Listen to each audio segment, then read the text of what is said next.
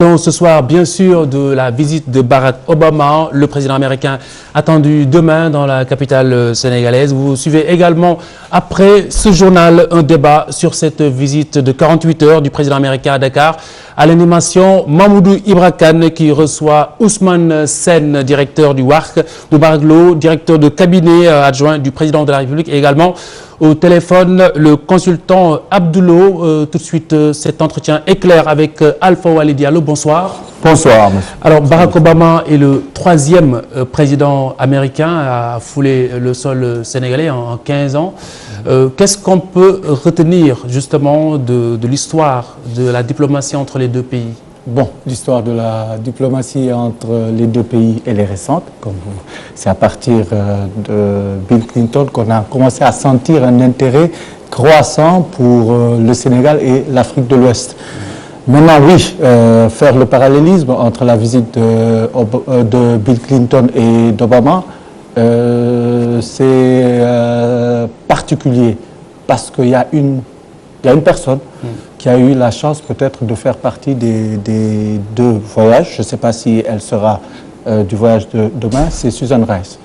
Et Susan Rice, elle a été nommée dernièrement National Security Advisor. Avec John Kerry, je crois que c'est le tandem qui est l'architecte de la politique étrangère américaine et de la politique étrangère, de la politique africaine américaine. Donc, le voyage de Barack Obama se déroule à un moment précis en termes de shift géostratégique. Oui. L'Afrique prend de l'importance, l'Afrique de l'Ouest en particulier, notamment avec les développements liés aux découvertes de pétrole au large du golfe de Guinée, aux possibilités d'installation d'une base militaire navale américaine qui sera l'équivalent de Diego Garcia, et aussi au niveau de la sécurisation même de notre côte atlantique avec la prolifération des attaques de pirates, aussi des trafics de drogue et tout ça. Ça, c'est sur l'aspect sécuritaire. Sur le plan peut-être économique, vous savez que peut-être le Sénégal est le seul pays de la zone de l'UEMOA à avoir un traité d'accord bilatéral sur les investissements avec les États-Unis. En termes de promotion du commerce, des investissements et de la croissance économique, qui est un des 4 piliers fondamentaux de la nouvelle politique américaine en Afrique, il appartient au Sénégal, oui, comme nous sommes choyés, nous sommes choisis, de demander peut-être au nom des pays de la zone UEMOA une convention fiscale qui, couplée avec les bilateral investment treaty, apporteront la sécurité juridique nécessaire aux investisseurs de PME-PMI américaines pour venir investir au Sénégal. Et comme on est dans un processus de développement de notre tissu économique, social via les PME, ADPME et ça peut booster. Maintenant, pourquoi le choix du Sénégal? C'est que nous représentons un modèle démocratique.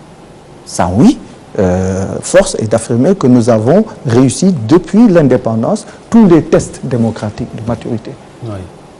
En 2012. Et à chaque moment, la communauté internationale, ce que j'appelle les mainstream médias, appelait Dakar va brûler. Dakar ne brûlera jamais. Parce que nous avons quelque chose d'exceptionnel, l'intelligence sénégalaise. On a cette faculté de discuter. Maintenant, il faut saisir du bon cet intérêt croissant des États-Unis vis-à-vis de l'Afrique, et ce n'est pas simplement que les États-Unis. Toutes les autres puissances émergentes font la cour à l'Afrique et à l'Afrique de l'Ouest en particulier. Il appartient à nos dirigeants d'apporter les réponses idoines en termes de positionnement. Aujourd'hui, c'est un moment historique pour le Sénégal et pour l'Afrique de l'Ouest de recadrer un tout petit peu notre partenariat. Oui, les États-Unis, on a besoin d'eux parce que le modèle qui nous est proposé par la Chine, Oui. c'est un modèle qui est articulé autour de la promotion du commerce, du développement et tout ça. Les Américains apportent le plus sécuritaire. Et par les temps qui courent, on en a besoin. Très bien. Et si nous revenons justement sur cet aspect géostratégique que vous avez évoqué tout à l'heure, on en parle beaucoup. Du coup, quel est son poids dans cette visite de Barack Obama? Non, je vous dis, hein, cette visite d'Obama, it's a commercial trip. Ça, je tiens ça de sources autorisées aux États-Unis. Oui. Cette tournée africaine. Maintenant, il y a des implications géostratégiques qui ne sont pas dites. Donc c'est une tournée plus, c'est une visite plus commerciale. De promotion commerciale. Voilà, parce plus que, économique que stratégique. Ouais, parce qu'il faut se rendre compte qu'au dernier sommet de l'Union africaine, John Kerry était présent, la Chine a eu une standing ovation. Les dirigeants chinois n'y étaient pas. Il faut réagir. Ce que j'aime chez les Américains, c'est cette dimension à être proactif, à aller chercher ce qu'ils veulent, compte tenu des contraintes. Et oui, c'est le hic de la diplomatie économique chinoise. Très bien. Ils sont bons, mais ils ne sont pas agressifs. Très bien. Que ce soit dans l'agenda de Barack Obama, que ce soit dans son plan, ses objectifs, c'est bien clair. Alors au niveau du Sénégal, les autorités, qu'est-ce qu'il faudrait qu'ils mettent sur la table pour ne pas rater le coche, justement? Vraiment, si j'avais un conseil à donner au président Macky Sall, c'est d'assumer ce nouveau leadership, de parler au nom de l'espace UEMOA et au nom de la CEDEAO. Ce que nous voulons, ce sont des instruments, des mécanismes juridiques de commerce international qui boostent notre économie. Voilà. Parce que tout ce qui a été fait jusqu'à présent, c'est trop aérien. L'Africom et tout ça, c'est pour des intérêts liés au pétrole et tout ça. Ce dont les Sénégalais ont besoin, nous ici, c'est de booster notre économie par des joint ventures avec les PME, PMI nord-américaines et spécialement américaines. Donc concrètement, pour ne pas tomber dans l'aspect plus folklorique, comment justement énoncer ces besoins pour que cela se fasse de la façon la plus rapide, la plus efficace surtout? Mais il faut savoir ce que les Américains viennent chercher. Moi, je dis aux gens, mais il y a des think tanks qui écrivent beaucoup. Hein. Moi, ce que je vous raconte, c'est documenté. Il faut faire des recherches en anglais. Aller à la source de l'information. Cheikh Anta nous disait, allez chercher la connaissance directe. Oui. Et on sera édifié et on pourra apporter des réponses idoines. Parce qu'il n'y a pas de complexe. Oui, on est sortis des mêmes écoles, on a la même gagne, on aime ce pays. Ce que le président Macky Sall, sur un plan spécifiquement lié au commerce, aux investissements, il est grand temps, parce que l'accord bilatéral sur les investissements date de 2000.